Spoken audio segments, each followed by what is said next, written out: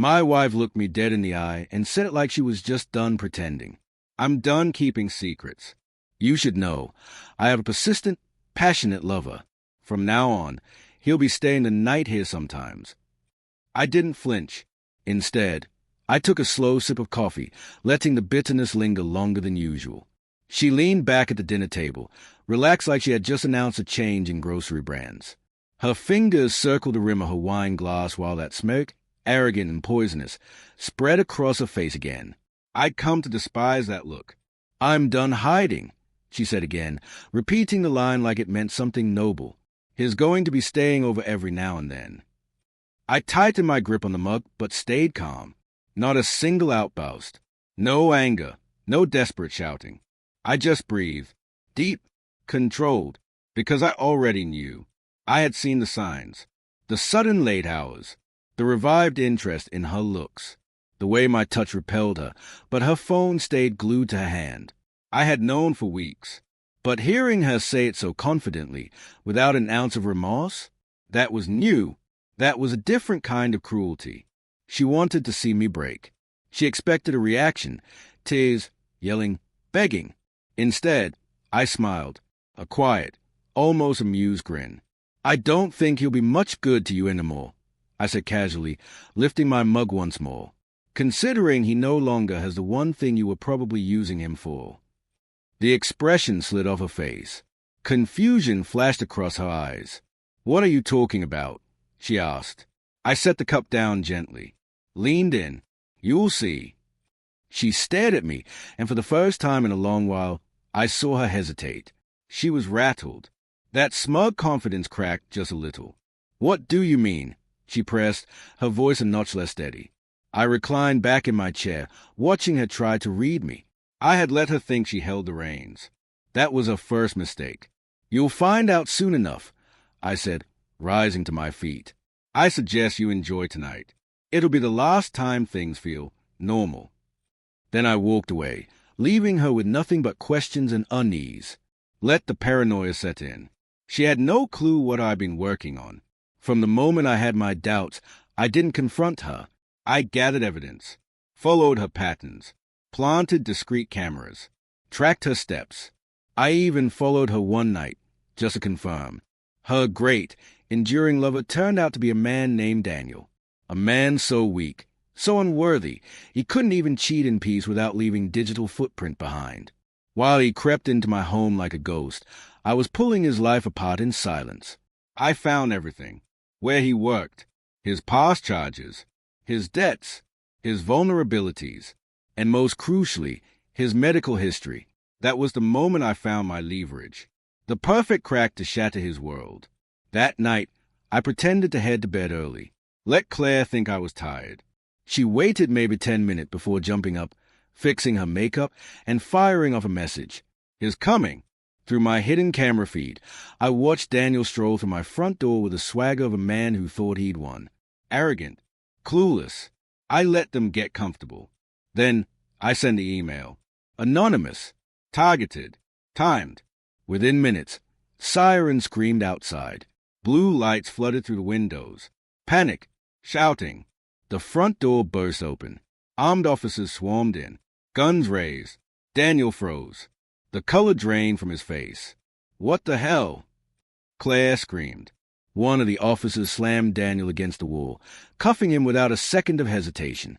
Daniel Carter, you're under arrest for fraud, embezzlement, and identity theft. You have the right to remain silent. I descended the stairs slowly, every step deliberate.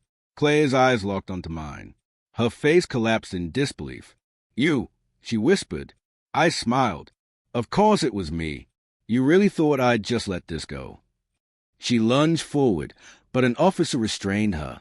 Careful, I said calmly. You're still legally my wife, and by the time I'm finished, you'll be left with absolutely nothing. Her expression broke. She watched helplessly as her lover was dragged out in cuffs, shouting empty protests over the officer's commands. It was just the beginning. Claire stood rooted, her breath coming hard and fast. Confused, afraid, broken. What the hell have you done? She snapped. I leaned against the doorframe, arms crossed, watching her tremble. Me, I said, feigning innocence. I didn't do anything. The law just caught up with the both of you. You think this is over, she spat. That bastard will post bail in no time. I chuckled, shaking my head. You still don't understand, do you? I wasn't just watching. I was preparing. I dug deep, and what I uncovered was more than enough to ensure Daniel wouldn't walk away unscathed. Her self-assured expression flickered. I pulled out my phone, tapped a folder I had prepared in advance. Let me show you the real man you've been sneaking around with, I said calmly. Your so-called devoted partner? He's not just a lying cheat, he's a full-blown criminal. Her brow furrowed as I continued.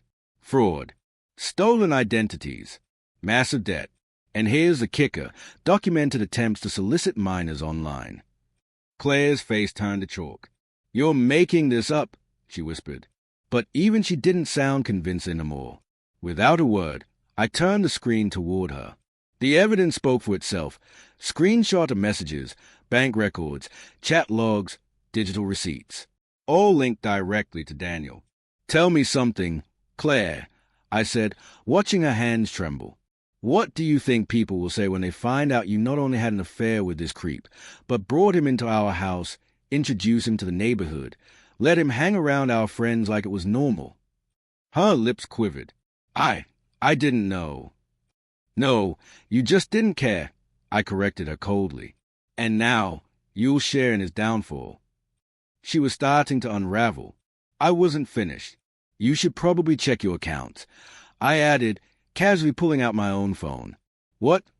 She snapped, panic returning to her voice.